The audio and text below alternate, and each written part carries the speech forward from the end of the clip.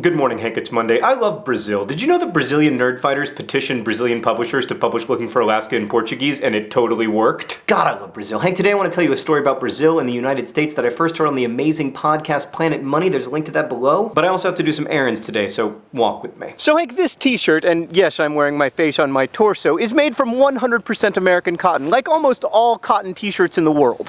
Why? Because the United States massively subsidizes its cotton industry. All right, I gotta get a water filter from my fridge. Let's drive. The US spends more than $3 billion a year on its cotton subsidy, which has the effect of making the price of American cotton artificially cheap. That's a bit of an oversimplification, but in my defense, I am currently driving on snow. Right, so these cotton subsidies don't just make American cotton cheap in America, they make American cotton cheap everywhere, which is why the US is by far the world's largest exporter of cotton. That's great for the American cotton farmer, but it kind of sucks for all the non-American cotton farmers. It also sucks for those of us who are Americans who aren't cotton farmers, because all we get for that $3.1 billion in taxes is like slightly cheaper t-shirts. Must resist urge to eat cheeseburgers. So Hank, under international trade agreements, some agricultural subsidies are legal, but you're not allowed to artificially lower the price of something. And in 2002, Brazil filed a case with the WTO saying basically when it comes to cotton, Americans are a bunch of cheating cheaters of cheatery. And their illegal cotton subsidies have made it completely impossible for Brazilian farmers to compete, even to sell cotton in Brazil,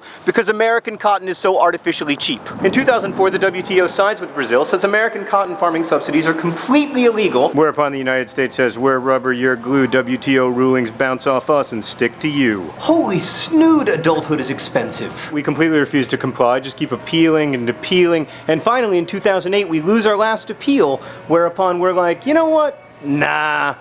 We're not gonna comply. Which we can totally do because it turns out there's no actual penalty for failing to follow trade agreements. We gotta go to the grocery store. So after the US failed to abide by the WTO's decision that US cotton subsidies were illegal, Brazil's only real recourse was retaliation. But if you're a small economy in a fight with a huge economy, your retaliation options are a little limited. Like if Liberia doesn't like American cotton subsidies, they can say, you know what, we're gonna tax all American imports to Liberia. And then America will be like, okay. And that's probably how this fight with Brazil would have ended 10 years ago, but what happened in the meantime is that Brazil became a big economy. Nowhere near the size of the US, certainly, but big. Which is why when Brazil threatened to tax American imports like pharmaceuticals and cosmetics, those companies called their friends in the American government and said, you gotta do something about this cotton business. And they did come to an agreement. In April of 2010, the United States announced that it would pay Brazilian cotton farmers $147 million a year in order to continue subsidizing our own cotton farmers illegally to the tune of $3 billion a year. And that, Hank, is how the United States came to subsidize the Brazilian cotton industry. If we were gonna be fair, we should subsidize every cotton industry in the developing world. But Brazil was the only country that was smart enough to sue us and big enough to scare us. Like I said earlier, I love Brazil, but I don't want to send their cotton farmers $147 million